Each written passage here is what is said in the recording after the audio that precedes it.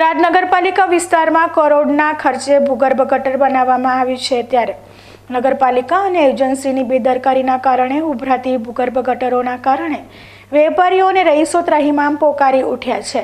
વારંવાર પાલિકાને રજૂઆતો કરવામાં આવી છતાં કોઈ કાયમી નિકાલ આવતો નથી, જેના કારણે થરાદ શહેરના વેપારીઓ અને સોસાયટીઓમાં વસતા રહીશો આંદોલન ઉપર આવવાની તૈયારીઓ પણ બતાવી રહ્યા છે। ત્યારે થરાદ પાલિકા વિસ્તારમાં ભૂગર્ભ ગટર યોજનાની ગટરો ઉભરાવાના કારણે ગંદુ પાણી જાહેરમાં ભેગું થતું હોવાને કારણે આજુબાજુના વેપારીઓ અને રહીશોનું આરોગ્ય જોખમાય તે હદે દુર્ગંધ પ્રસરી છે। થરાદ પાલિકા વિસ્તારના રહેવાસીઓનું આરોગ્ય જોખમાય તે હદે દુર્ગંધની ફરિયાદો સાથે લોકોમાં ભારે નારાજગી જોવા મળી રહી છે। ભૂગર્ભ ગટર યોજના અંગેની કોઈ ફરિયાદો કરવાની હોય તો તે ફરિયાદો કોને કરવી કે તે અંગે નગરપાલિકામાં પણ કોઈ ફરિયાદ અંગે ધ્યાન લેવામાં આવતું નથી।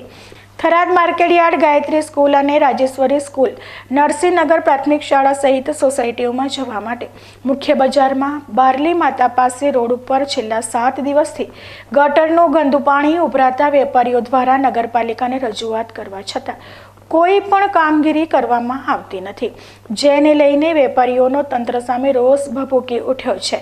છેલ્લા 7 દિવસથી ગટરનું ગંદુ પાણી ઉભરાઈ રહ્યું છે અને દુકાનોની આગળ આ ગંદુ પાણી ઉભરાતા વેપારીઓ તેમજ દુકાને ખરીદી કરવા આવતા ગ્રાહકોને ગંદા પાણીમાં ઊભા રહેવું પડે છે અને દુર્ગંધ મારતા પાણીથી નાક બંધ કરી અને ગ્રાહકો દુકાનો આગળ ખરીદી કરી રહ્યા છે।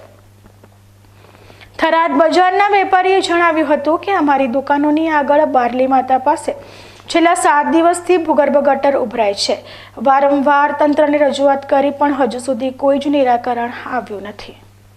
જાહેર રસ્તો છે, નિયાળીઓને તકલીફ પડે છે, પાણી અહીં ભરાય છે। ગાયત્રી મંદિર, રાજેશ્વરી હાઈસ્કૂલ અને માર્કેટ યાર્ડ ત્રણનો આ રસ્તો છે અને ખૂબ ગંદવાળું પાણી આવે, એટલે નગરપાલિકાને વિનંતી કે તમે તાત્કાલિક ધોરણે એનું કામ કરી, નહીં તો પછી અમારે વેપારીઓને ભૂખ હડતાળ ઉપર બેસવું પડે। 8 દિવસથી ગટર ફૂટેલી છે, પાણી બધી દુકાનો આગળ રેલાઈ ગયું છે અને પબ્લિકને ઊભા રહેવામાં તકલીફ પડે છે અને અમને વેપારીને બી ગંધ આવે છે, બેસવું કઈ રીતે કોઈ સમજણ પડતી નથી। આના માટે નગરપાલિકા કોઈ કરે નકા અમારે ત્યાં ભૂખ હડતાળ ઉપર આવી બેસવું પડશે।